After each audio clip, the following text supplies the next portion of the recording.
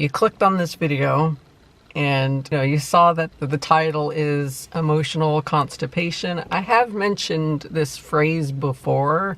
I don't know if anybody else says it. I want to say that I coined the term myself, and I am very smart and I can make things up. Woohoo! Anyway, emotional constipation. The last time I said it, I don't remember which video, but I was saying that that's what my mom had.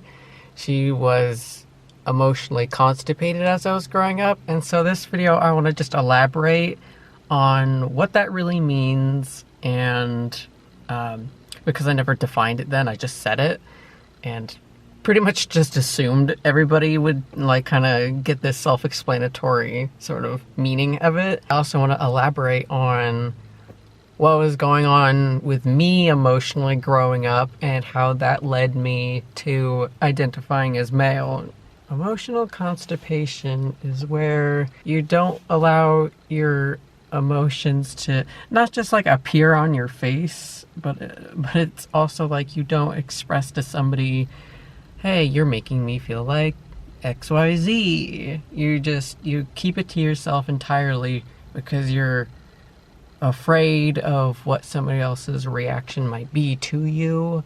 A lot of the times when we try to stuff our emotions down, we try to temper it with alcohol, hard drugs, food, lack of food, overworking yourself, like being a workaholic, etc., etc.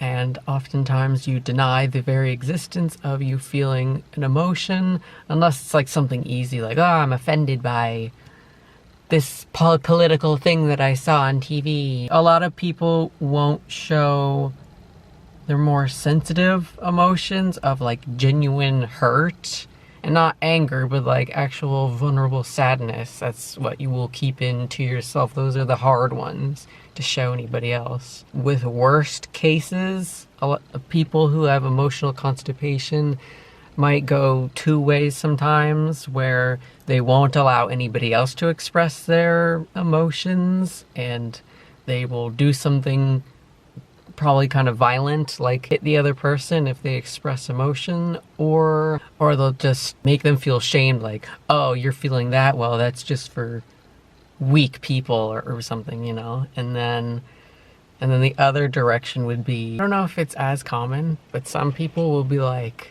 so enthusiastic about how you're feeling and they want you to express all your emotions, whereas they will keep theirs completely tight-lipped and they won't share what they're thinking and feeling at all.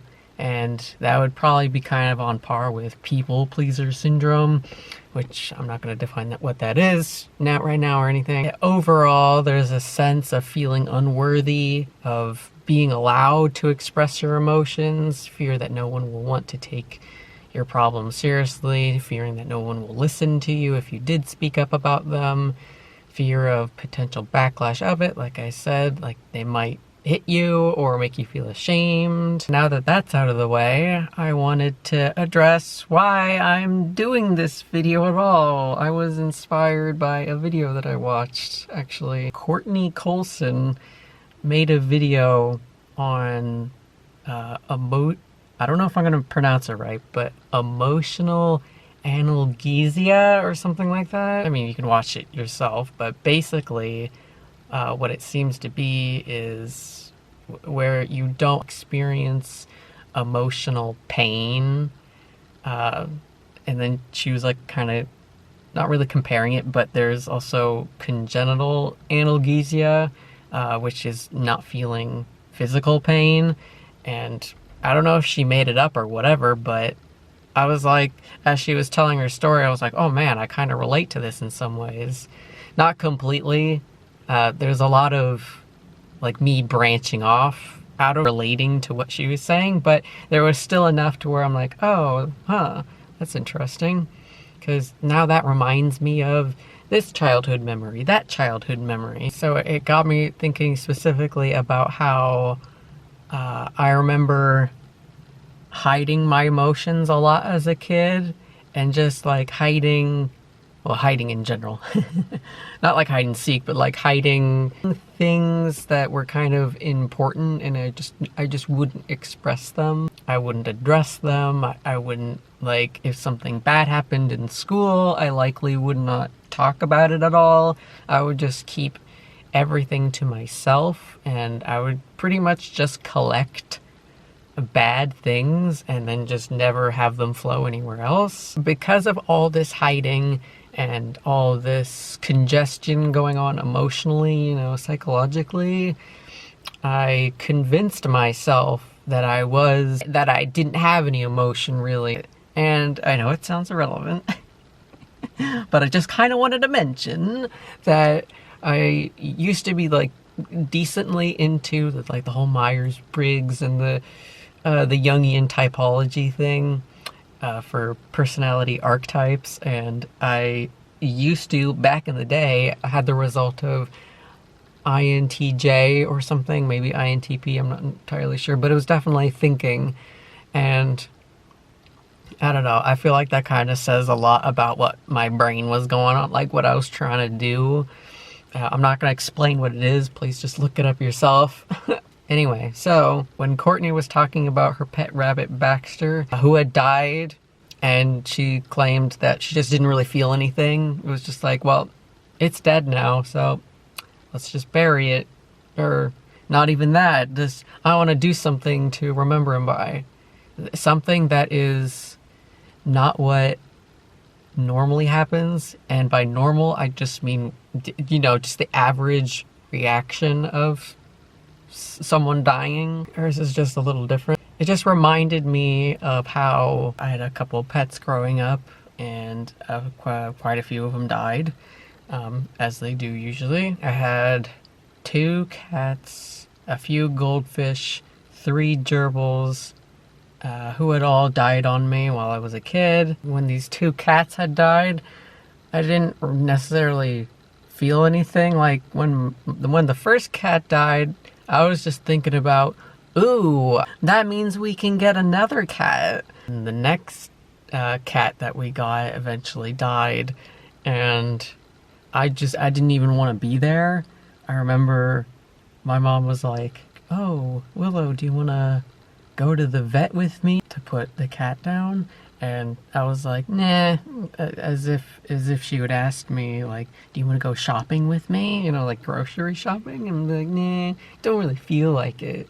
And of course, looking back on that, I feel so bad about it, because it's just like, I did care about that cat, and yet I didn't show it in my, my actions. I remember my gerbils dying, and that was kind of a little bit different, and I did cry when my gerbils died, but it wasn't like I'm genuinely mourning for their loss, because one of the major memories of my gerbils is them biting my hands, and then I'm just bleeding, and I fucking hated it. So I didn't exactly have fond memories of them, but I just remember that I forced myself to cry when they died, was entirely because I was sad at my inability to save these creatures. I felt powerless. That's what was making me cry. And I don't know if that really means anything, but that's just kind of what got me thinking when she was talking about her rabbit. In any case, like, fact of the matter is, I felt like I was bizarre. I felt like there was something wrong with me. I know that deep down I didn't really genuinely feel anything. Like, I don't know what people feel when their pet dies. I don't know how they feel, but just examining my own emotions at the time, I just didn't feel anything, and that made me feel like, oh, I must be mentally ill in some way. What's wrong with me? I'm not like everybody else, because I assume that everybody else would be terribly sad, but I'm not terribly sad right now. And then also, besides that, Courtney failed to properly understand why people would be like angry with her, upset at some of her actions as a kid. I can also relate to that as well. Maybe not in the same exact way, but in a way of like, why are people angry at me? Why are they reacting so emotionally in this way. Like, I understood that they were upset because I was doing something that they didn't like.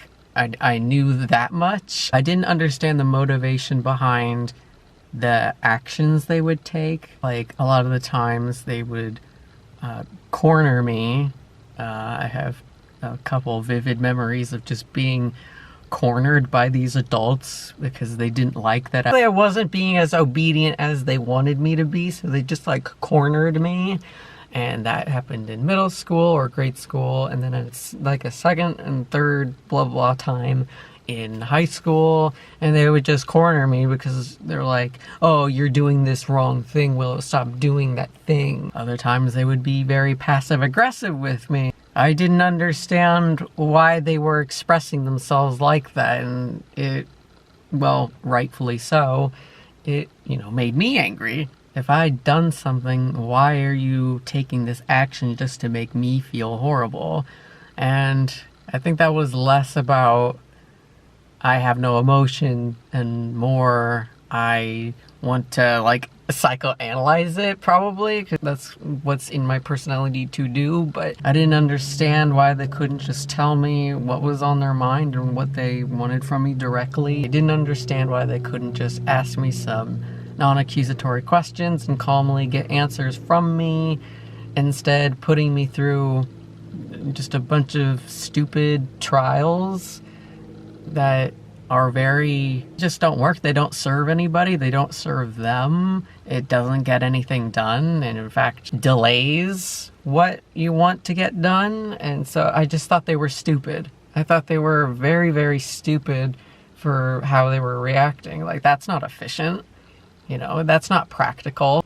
Moving on again, Courtney also mentioned about feelers, which I am definitely a feeler myself, but at the time as a kid, I was more of a thinker type, like I think what she is. I don't know. She was saying that feelers are the scary ones, and it's like, yeah, no, I am in 100% agreement. Feelers are very scary. When it's uncontrolled, yes, absolutely. I was probably pretty scary with my emotions too. Like, I don't think I would necessarily be passive aggressive, but I would just be moody, sullen, and like snap at people when I was a teenager and stuff. And that's like unstable and kind of scary. But now having more of a grip on my own feelings, it's a lot safer for everybody, including myself. Even as a thinker, like, you have the capability of ruining somebody, maybe ruining their day, maybe ruining their month. I don't know. You make them feel horrible, and it's because you also have uncontrolled impulses and decision making. Humans are scary in general when they don't have any control over their body. I think that's what we can conclude on that one. But in any case, this reminded me of how strongly I dislike, especially back then, I strongly disliked people who would express themselves emotionally.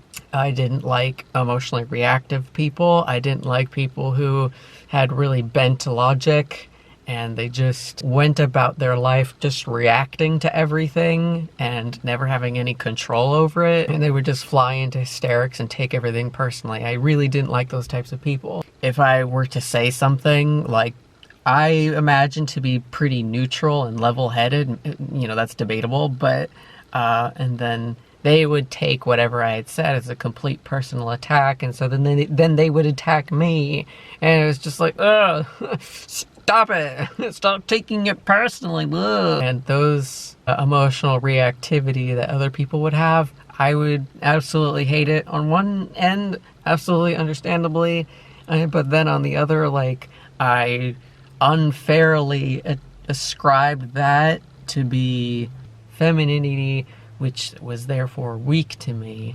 So that kind of gets a little bit more into the whole bulk of what I want to get into, is because of these associations of emotion to femininity, I saw that as a gendered thing, and I saw my void of emotion, me covering up my emotions and suppressing them completely, well, I thought was complete, probably not to other people around me. I saw that void of emotion as, oh, therefore I must be male, because like I would see girls being expressive, right? And they are able to be that emotional reactive, just expressing what's on their mind. And then I would look at boys and see that they don't really do that.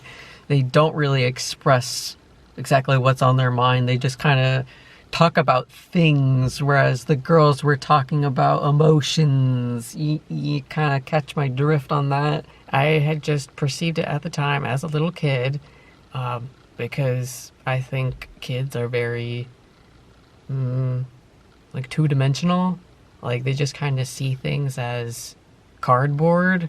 There's no depth to anything. And what I saw on the surface for little boys was, let's talk about action figures, let's talk about violence, let's talk about explosions, let's make dumb jokes all the time.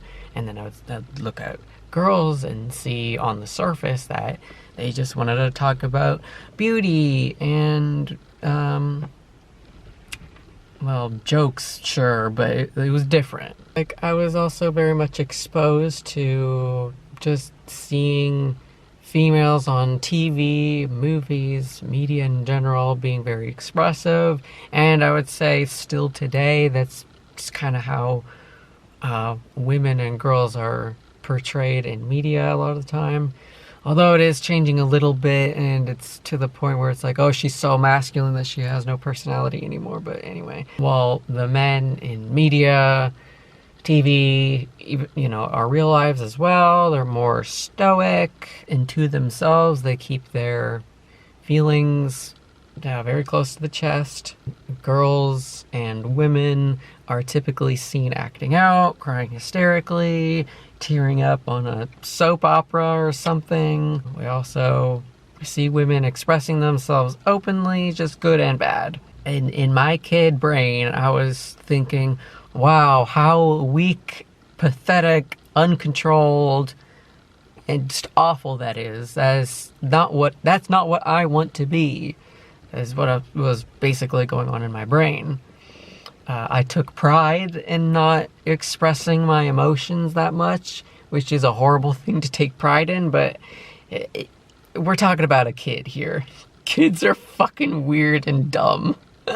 I took pride in not expressing myself, and that my expression of myself was superior to girls, and I wasn't as weak as them. Being superior to girls in my mind meant that I was equal to boys, despite the fact that even though I might have been the cool girl in my mind who was not like other girls, boys never gave me the time of day. Anyway, it goes without saying, but this whole thing is obviously very sexist. Boys very much have emotion. They have a full spectrum of emotion most of the time.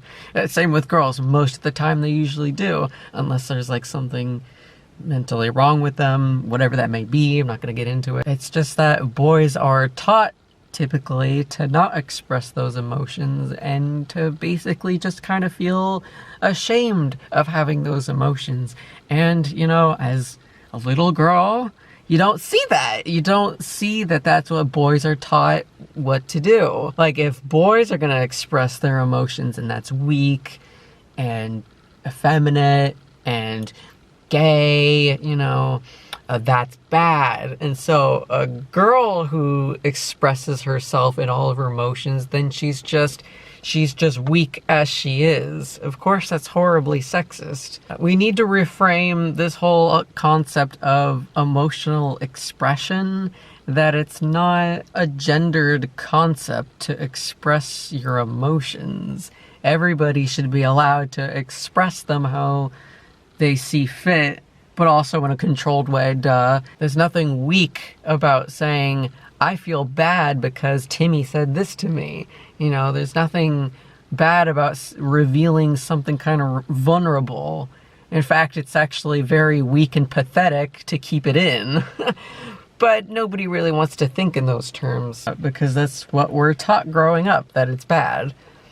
In any case, I don't want to really get on my soapbox on that, so I'm just going to kind of move on. I want to dig further into the problem of what was going on with my brain at the time. I was emotionally constipated because really at the root of it, I never saw my mom really express emotion. Beyond emotions that are like really easy to express, like, you know, happiness, joy, haha, laughter, blah. And then also anger and frustration. Those are very easy to express because, you know, showing joy, you want to connect with somebody. Showing anger, you want them to stop doing something. It's very easy to express those emotions to other people.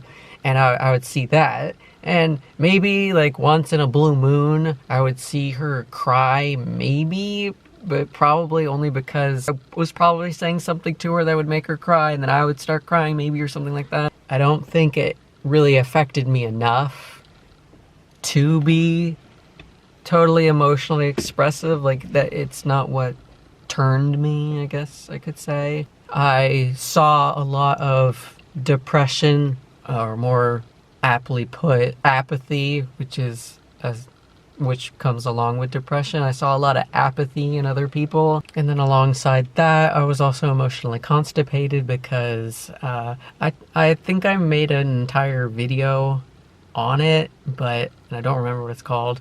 But I was talking about how this friend I had in grade school up until, I think, middle school. I guess, I mean, I'm kind of using the word bully lightly. But it wasn't really like teasing either. I don't know what it was. Light end bullying, let's call it that. She would do that to me, and because I would express emotion to her, she would then react in such a way that would make me feel ashamed of expressing those emotions. Seeing her react in that way and me feeling so shunned because of that, I felt, you know, humiliated.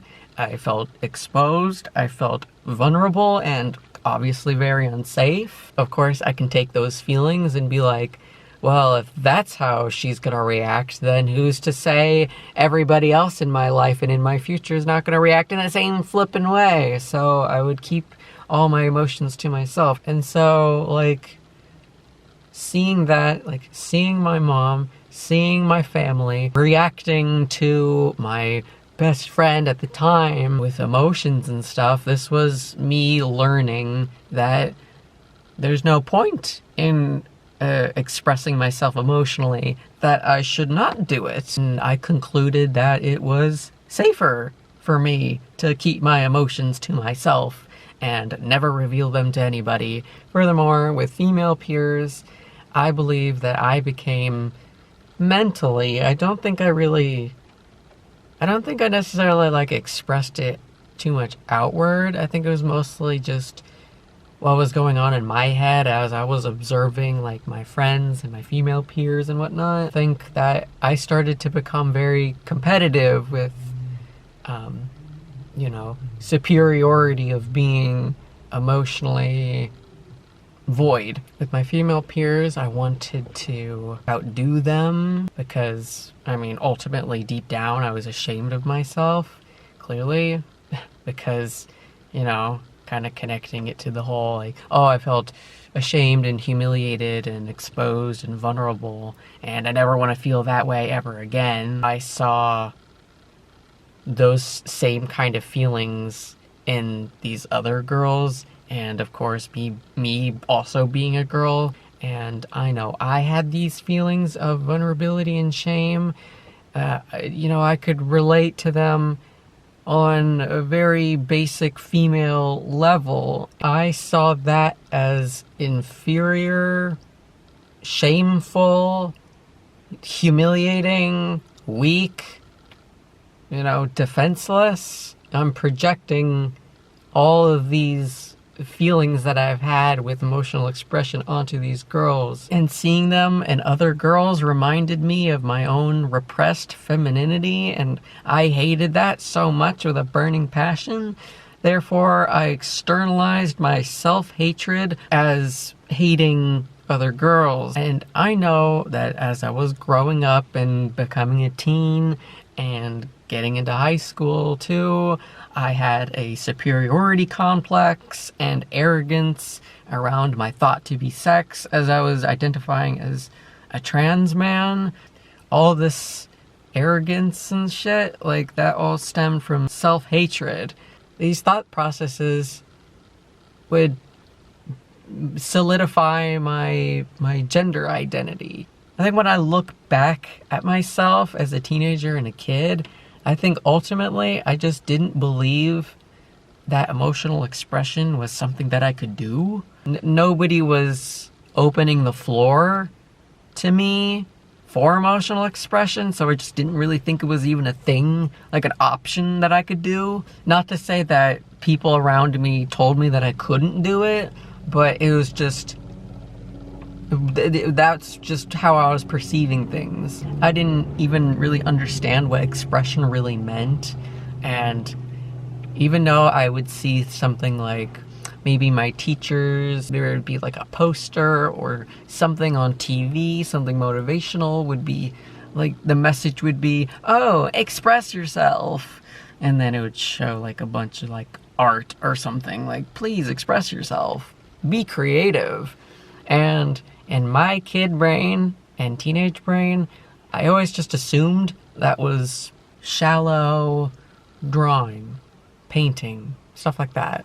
That's all I thought it was. But now I'm understanding, of course, that expressing yourself means to bring out what's in your soul, you know, what's going on in the brain, what's going on in here, what's perturbing you, what's making you feel good, what's making you angry, what's upsetting.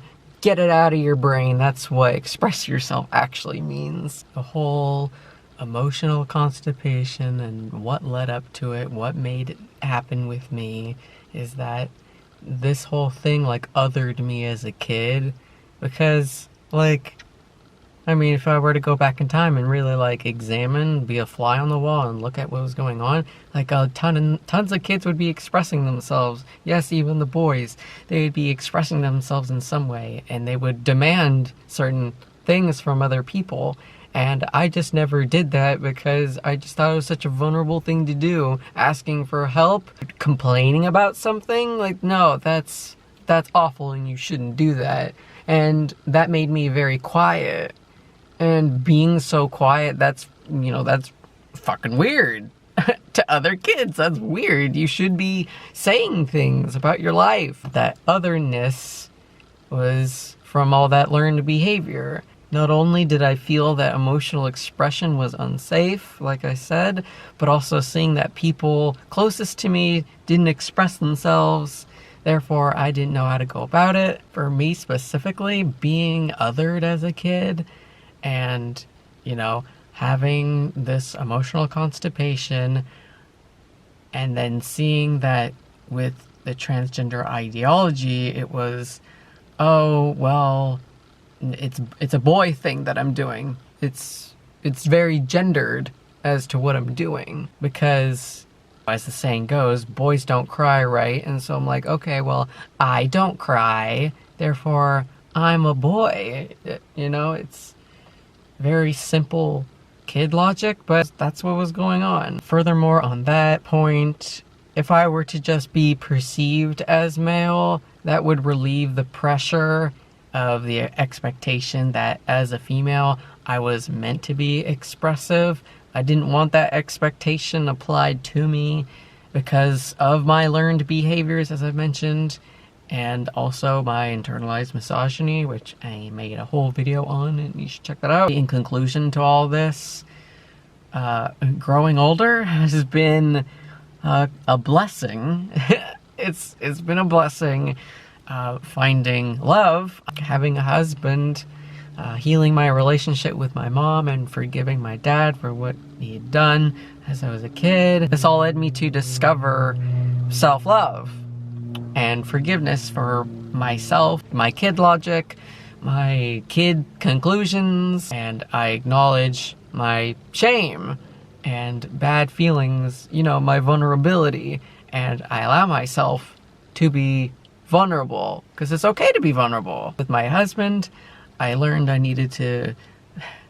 I was pretty much kind of forced into, like, if I wanted to retain my relationship with my husband, I would need to express my thoughts, feelings, emotions, blah, blah, blah. I would need to express those things. And if I didn't, you know, I would lose the relationship. And that goes for everybody in a relationship. You need to be able to express yourself, because silence, passive aggression, and avoidance lead to divorce and breaking up. You know, you never get what you want when you are silent. And I learned that lesson very much the hard way. On top of that, having somebody love me enough to inspire me to love myself, despite all my flaws, like, that helped me so much on emotional expression. And because of all that, I express my feelings all the time, like almost literally all the time. Sometimes I still don't really know what I'm feeling, and I need to still take a moment to be like, okay, what's going on? How am I feeling right now? I need to evaluate it and then go into, like, okay, you're feeling like this. What's making it do that? What's inspiring you to feel that way? And I'll explore it as opposed to covering it up like I used to. Unlike Courtney, no offense, I have a full feelings wheel of emotion and it's only expanding the more I age. It's not perfect, as I'm still learning to do it, because I am a recovering people pleaser, so still have to be able to tell my truth in some instances where I am very uncomfortable. But in any case, it's my emotional output has improved by just so much, and because of that, my quality of life in general has just been on the uptick since then. Life is pretty satisfying, and I do get some comments sometimes that people are like, oh man, I sure hope that you're feeling better now and life is good. And I know that they're viewing a video where I'm talking about something that was pretty horrible in my past, and it was very tumultuous and depressing and sad, but I'm doing fine. Here's your rain check. I'm doing very fine. I actually love life a lot more than I used to. So everything's going well. Thank you. Thank you for your concern. So yeah, that was my video on emotional constipation. So I hope that like kind of rings true for some people who are watching. I think that also applies to people who have autism, where they don't really have much of a relationship between their emotions, and they feel like they don't really have them. And we tend to be like, okay, well, if I'm not expressing my emotions, then I'm going to look at boys and I'm going to think, well, they don't have emotion, and it's such a superficial thing to think. Boys have emotion, and autistic people need to know that boys have emotion. We need to seriously stop this whole thing of, oh, well, emotion is a girl's thing to do. Being vulnerable, that is such a weak feminine thing. Like, we need to stop doing that. End of story. That's the moral of the story here. Hope this video was good and enriching and interesting. And yeah, I will see ya. Goodbye.